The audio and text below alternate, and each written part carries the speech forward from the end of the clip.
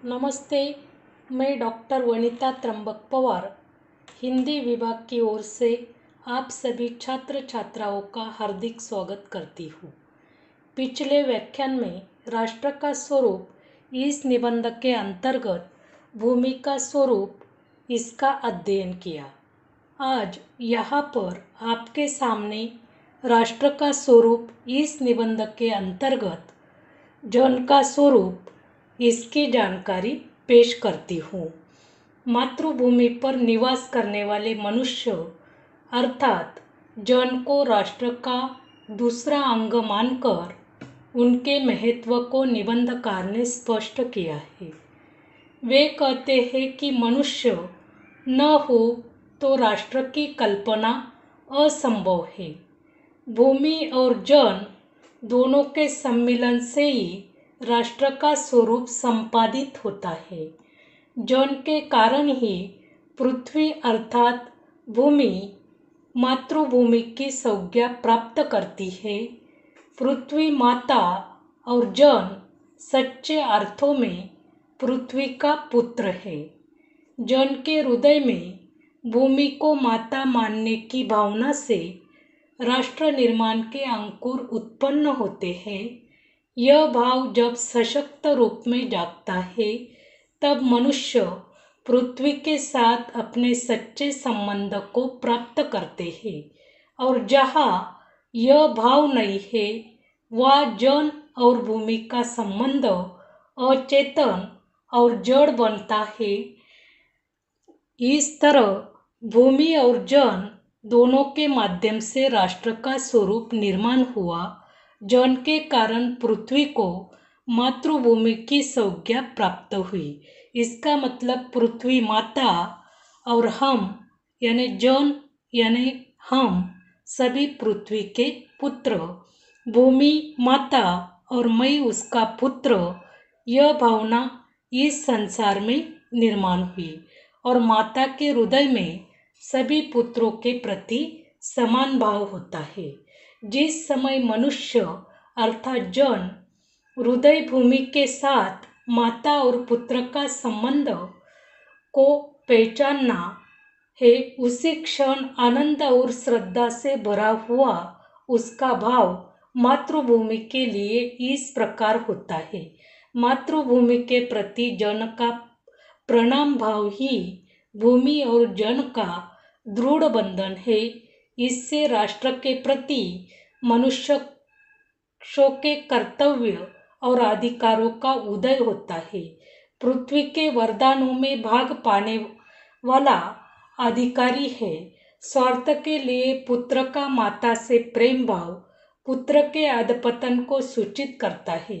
मातृभूमि के साथ संबंध जोड़ने वाले पुत्र ने अपने कर्तव्य के प्रति ध्यान देना चाहिए। पुत्र के प्रति माता के प्रेम की अभिव्यक्ति को स्पष्ट करते हुए निबंधकार कहते हैं कि पृथ्वी पर निवास करने वाले जन नगर और जनपद, गांव, जंगल और पर्वत आदि जगहों पर रहते हैं।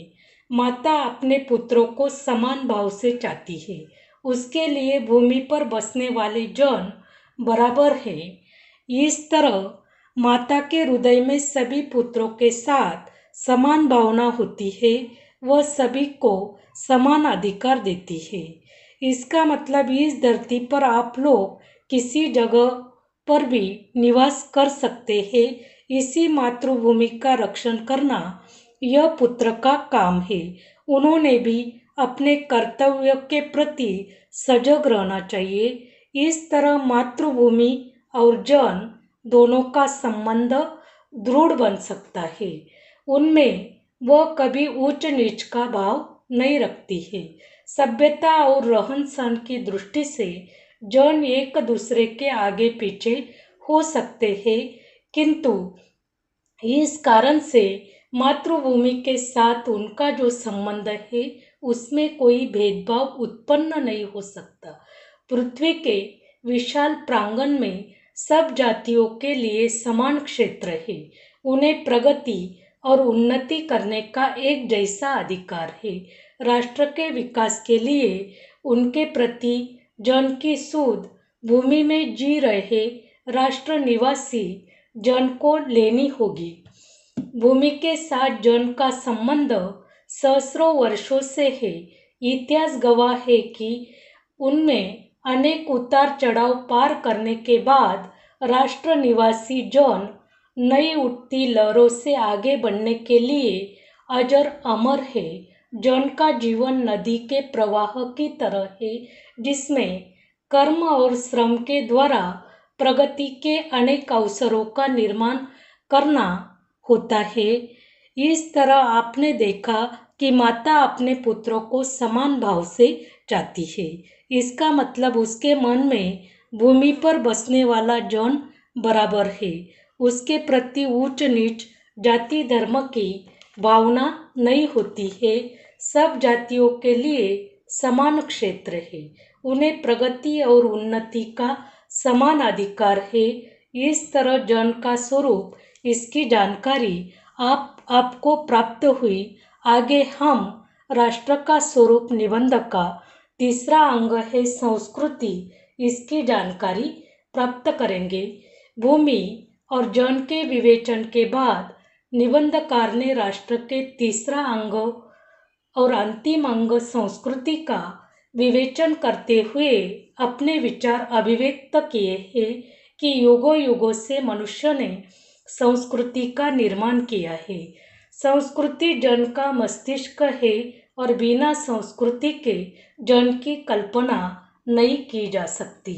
संस्कृति के विकास के द्वारा राष्ट्र की उन्नति वृद्धि संभव है।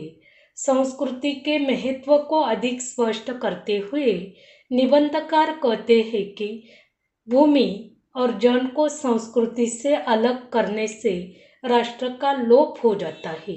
जीवन रूपी वृक्ष का पुष्प संस्कृति है। संस्कृति के सौंदर्य और सौरभ से राष्ट्रीय संस्कृति के दर्शन मिलते हैं। प्रत्येक जन का अपनी अपनी भावना के अनुसार अलग अलग संस्कृतियां राष्ट्र में विकसित हुई है।